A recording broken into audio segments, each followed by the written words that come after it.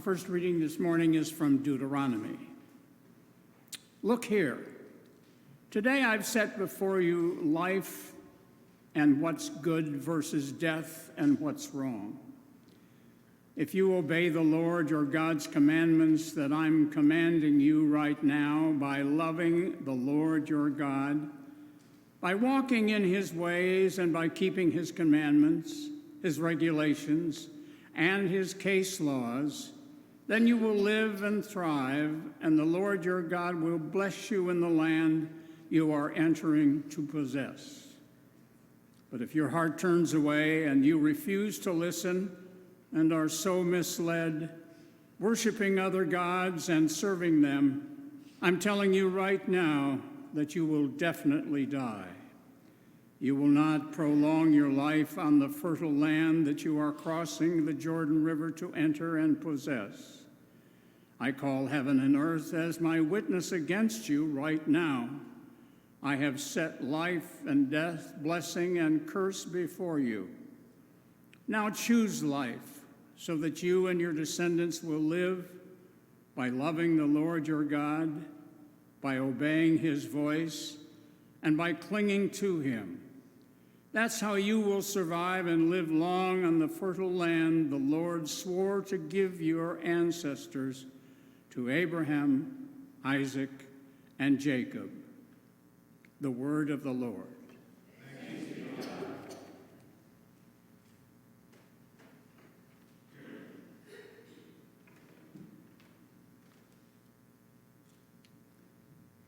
Today's psalm is 119, and it's found on page 4 in your bulletins. Happy are they whose way is blameless, who walk in the law of the Lord. Happy are they who observe his decrees and seek him with all their hearts. Who never do any wrong, but always walk in his ways.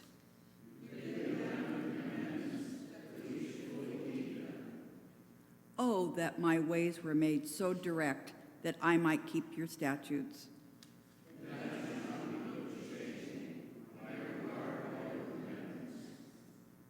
I will thank you with an unfeigned heart when I have learned your righteous judgments.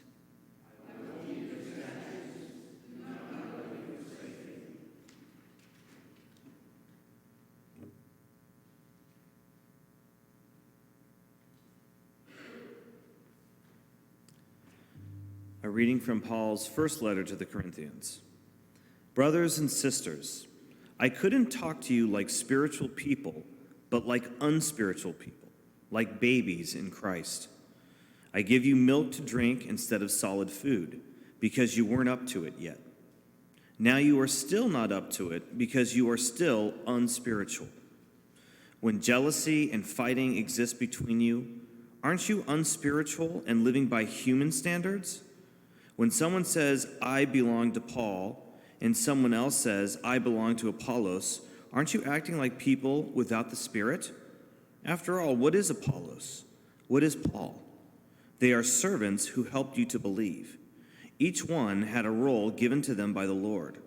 I planted, Apollos watered, but God made it grow. Because of this, neither the one who plants nor the one who waters is anything. But the only one who is anything is God, who makes it grow. The one who plants and the one who waters work together, but each one will receive their own reward for their own labor. We are God's co-workers, and you are God's field, God's building. The word of the Lord.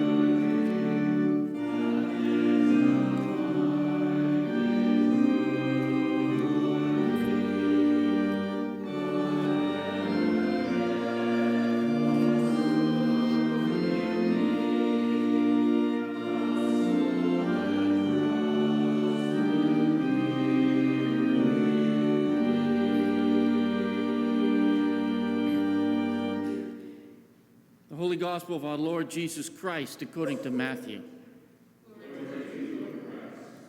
Jesus said, "You've heard that it was said to those who lived long ago, 'Don't commit murder,' and all who commit murder will be in danger of judgment. But I say to you that everyone who is angry with their brother or sister will be in danger of judgment. If they say to their brother or sister, 'You idiot,' they will be in danger of being condemned by the governing council. And if they say, 'You fool,' you'll be in danger of fiery hell. Therefore, if you bring your gift to the altar, and there remember that your brother or sister has something against you, leave your gift at the altar and go. First make things right with your brother or sister, and then come back and offer your gift. Be sure to make friends quickly with your opponents while you're with them on the way to court. Otherwise, they will haul you before the judge. The judge will turn you over to the officer of the court, and you will be thrown into prison. I say to you in all seriousness that you won't get out of there until you paid the very last penny. You've heard that it was said, 'Don't commit adultery.' But I say to you that every man who looks at a woman lustfully has already committed adultery in his heart. And if your right eye causes you to fall into sin, tear it out and throw it away. It's better that you lose a part of your body than that your whole body be thrown into hell. And if your right hand causes you to fall into sin, chop it off and throw it away. It's better that you lose a part of your body than that your whole body go into hell. It was said, 'Whoever divorces his wife must give her a divorce certificate.' But I say to you that whoever divorces his wife except for sexual unfaithfulness forces her to commit adultery. And whoever marries a divorced woman commits adultery.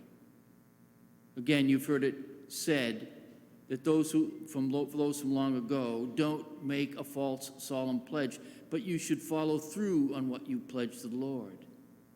But I say to you that you must not pledge at all. You must not pledge by heaven, because it is God's throne. You must not pledge by the earth, because it is God's footstool. You must not pledge by Jerusalem, because it's the city of the great King. And you must not pledge by your head, because you can't turn one hair white or black. Let your yes mean yes and your no mean no. Anything more than this comes from the evil one." The Gospel of the Lord. Please be seated.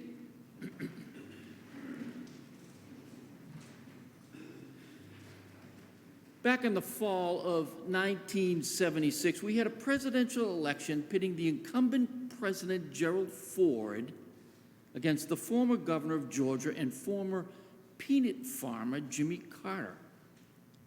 Ford was an Episcopalian, and Carter was a Southern Baptist. Nobody cared about Ford's Anglicanism. I mean, after all, Episcopalians were and are perceived as harmless. But Southern Baptists were and are, well, they're another story. In order to settle people's minds, Jimmy Carter agreed to be interviewed by the very liberal columnist Robert Scheer. And interestingly enough, the interview was not to be published in Christianity Today or even the Atlanta Constitution, for fear that not enough people would read it. Instead, the interview was published in the November 1976 issue of Playboy magazine, which I think was rather an odd choice, given that no one ever subscribed or purchased Playboy for the articles. And for those who said that they did, well, they're just lying, I'm telling you. The cover of the magazine had a scantily clad, voluptuous Playmate of the Month, and Jimmy Carter's name prominently featured next to her. The magazine hit the newsstands a few weeks before the presidential election on November 2nd. In the interview, Scheer pointedly asked presidential nominee Carter, "Do you feel you have reassured people with this interview? People who are uneasy about your religious beliefs, who wonder if you're going to make a rigid, unbending president." And Carter's response was this: I don't know if you've been to Sunday school here yet, he said, but we've had a good class last Sunday. It was a good way to learn what I believe and what the Baptists believe. What Christ taught about most was pride, that one person should never think he is any better than anybody else.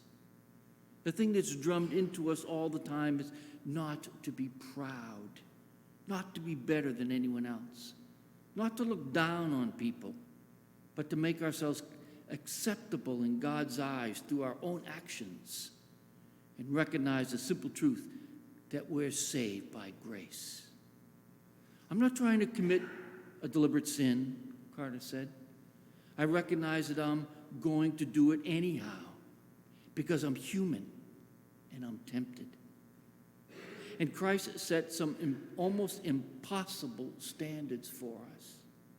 Christ said, I tell you that anyone who looks on a woman with lust has in his heart already committed adultery. And here's the big part. Carter went on to say, I've looked on a lot of women with lust. I've committed adultery in my heart many times. This is something that God recognizes I will do, and I have done it, and God forgives me for it. Now, I want to remind you that this article came out just a couple of weeks prior to the election. A presidential candidate admitted that he had lusted after a lot of women and committed adultery in his heart.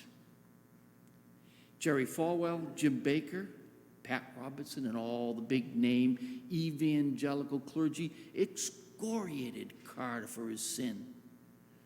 Political pundits, Carter's own advisors were worried that he just caused himself to lose the election. I mean, after all, if a presidential candidate today were to admit that he lusted after women, would you vote for him? Probably not. However, if you voted in 1976, did you vote for an adulterer? Carter won the election. He won the election, which I seriously doubt he would win today. And perhaps one might say that this is because we are more aware, more sensitive to the sins of our past, and that today we've progressed beyond them. And you know, in part I think that's true. However, I think the deeper truth is embedded in our gospel lesson for today, something which I think Jimmy Carter understood and that we don't understand today. Jesus tells us today that all who commit murder will be in danger of judgment. I think we're okay with this. But then, like a candidate for political office, Jesus' mouth seems to get ahead of his brain, because he goes on to say, and I'm here also to tell you that everyone who is angry with their brother or sister will be in danger of judgment. And if you say to your brother or sister, you fool, you will be in danger of fiery hell. Dante's fifth circle of hell is reserved for the wrathful and the sullen. Wrath and sullenness are both the result of anger. Wrath is anger projected outwards, and sullenness is anger turned inward. I will tell you, I can't drive down the 405 without calling someone an idiot or a fool. I can't do my taxes without calling myself an idiot. It's hard not to think that Jesus is being, harsh here. He seems to be expecting a lot. I get judgment for murder, I get it. But anger doesn't always progress to the level of murder. Again, Jesus' statement seems to be rather harsh. And then Jesus continues. You've heard it said, don't commit adultery. But I say to you that everyone who looks at a woman lustfully has already committed adultery in his heart. Now, to refresh your memory, in ancient Israel, adultery was punished by stoning both man and woman, and stoning them to death. In addition, as a side note here, in ancient Israel, adultery occurred when a married or engaged woman had intimate relations with a man, single or married. If a married man had intimate relations with a single woman, there was no adultery. The sin, you see, was not against the woman, but against a married woman's husband. A married man was not an adulterer if he had affairs with multiple single women. Adultery only involved a married woman, and the offense was not against her, but her husband. Jesus tightens the reins on adultery by declaring that any man who even so much as looks or dreams or thinks of a woman lustfully is guilty of adultery. Now, I will tell you, just doing research on Jimmy Carter's interview in Playboy for this sermon punched this researcher's ticket into Dante's second circuit of hell, which is reserved for sinners of lust. Interesting enough, lust within marriage, like sex, is okay. In other words, it's okay to lust for your husband or wife. Like sex, it's only dirty when it's done outside of marriage, you see.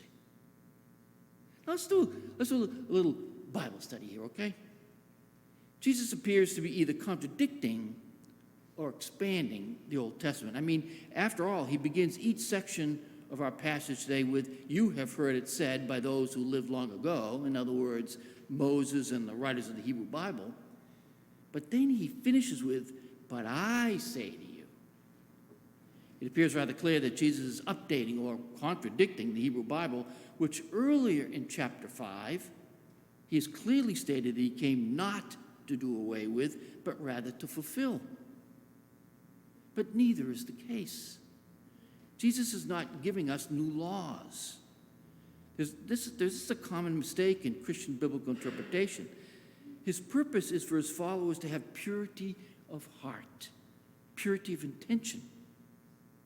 Jesus knew that obedience to rules, even to the Torah, does not automatically produce righteousness. The letter of the law does not give life. One may refrain from murder and still hate, refrain from committing adultery and still lust in the heart. Thus, in order to attain perfect conformity to God's will, one must be animated by something that cannot be formulated by rules. And thus, the follower of Jesus is to seek purity of heart. Jimmy Carter never committed physical adultery. His adultery was in his own heart, in his personal, private relationship with his God, and not within the public sphere of objective reality. And this is the crucial point. There's a difference between that which is personal and private and that which is objective and public. The twain don't always meet.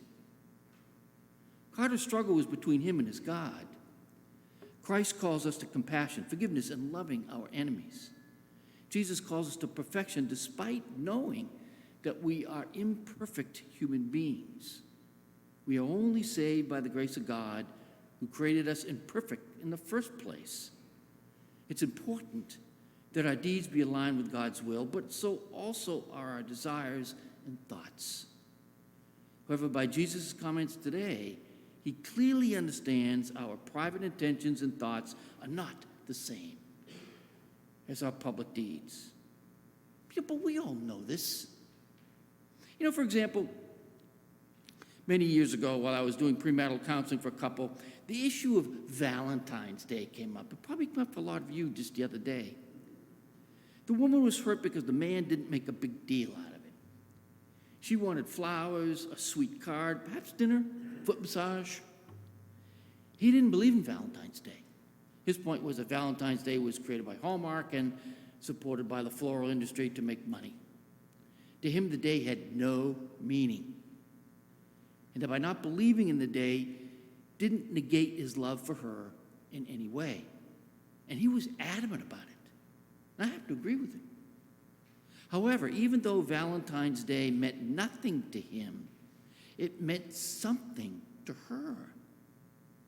And thus, because it means something to her and he loves her, then out of love for another person, we sacrifice for them. He didn't have to like Valentine's Day. It's irrelevant that he doesn't believe in Valentine's Day. But if his soon-to-be wife did, then he needed to celebrate it.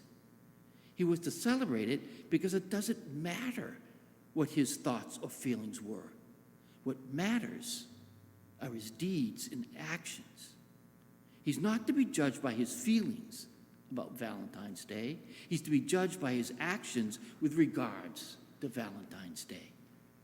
Simply because he doesn't believe in Valentine's Day doesn't mean he doesn't love his fiancée.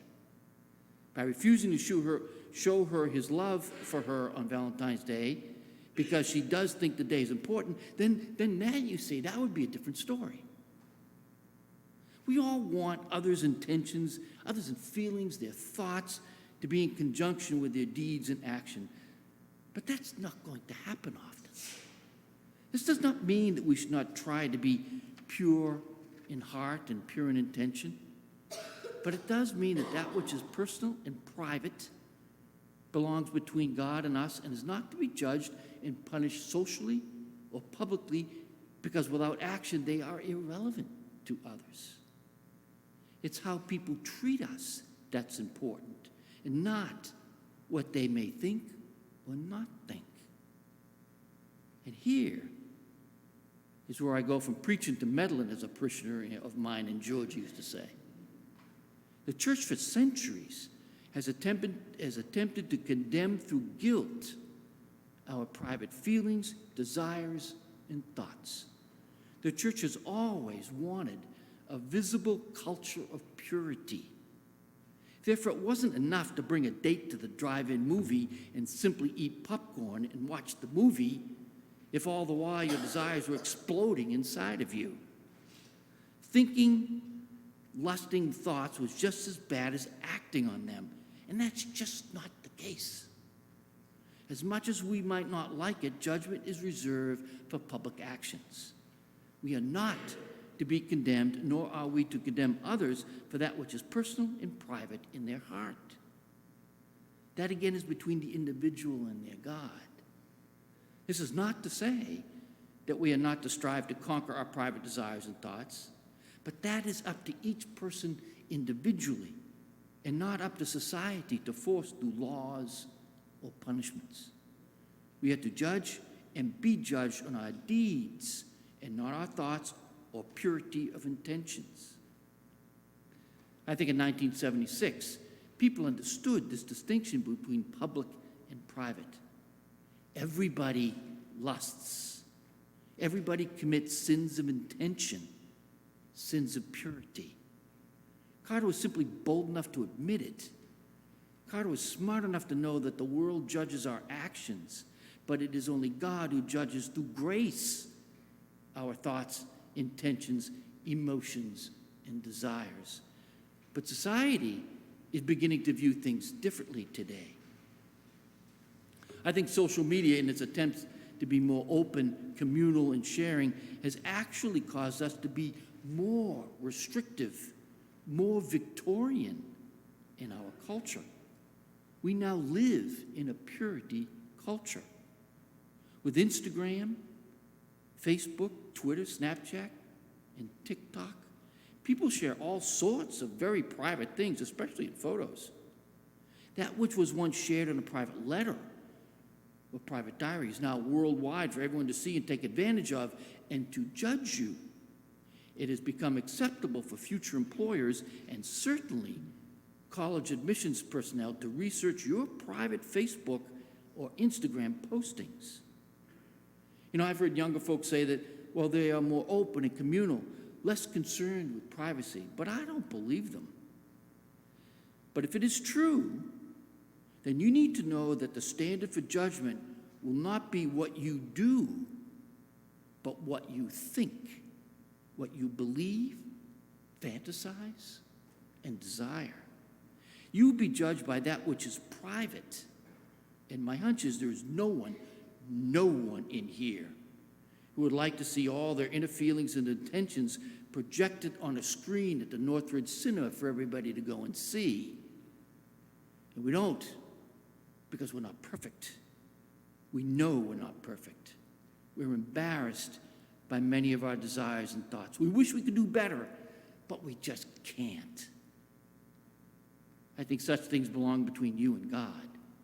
But with Alexa listening into everything we say, Amazon tracking and making recommendations on the sometimes very personal things we buy, and corporations gathering all sorts of personal data, we are setting ourselves up for a time when we will be punished in the public sphere for what we feel or think in our personal and private selves, and that is dangerous.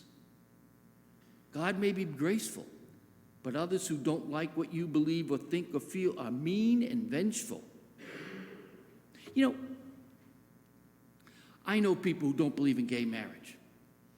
They are good, wonderful people who keep their beliefs to themselves, and yet they live in fear that they'll be outed and socially shamed and denied opportunity because of what they believe. When we lose our freedom of thought, we lose our uniqueness created, formed, and guided by God. There are many in the church and in society who would very much like this. Just know, it is only by the grace of God that any of us can pass the purity test.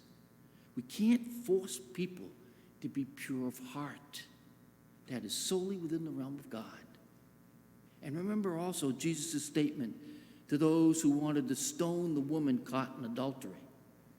Let he who is without sin cast the first stone. Amen.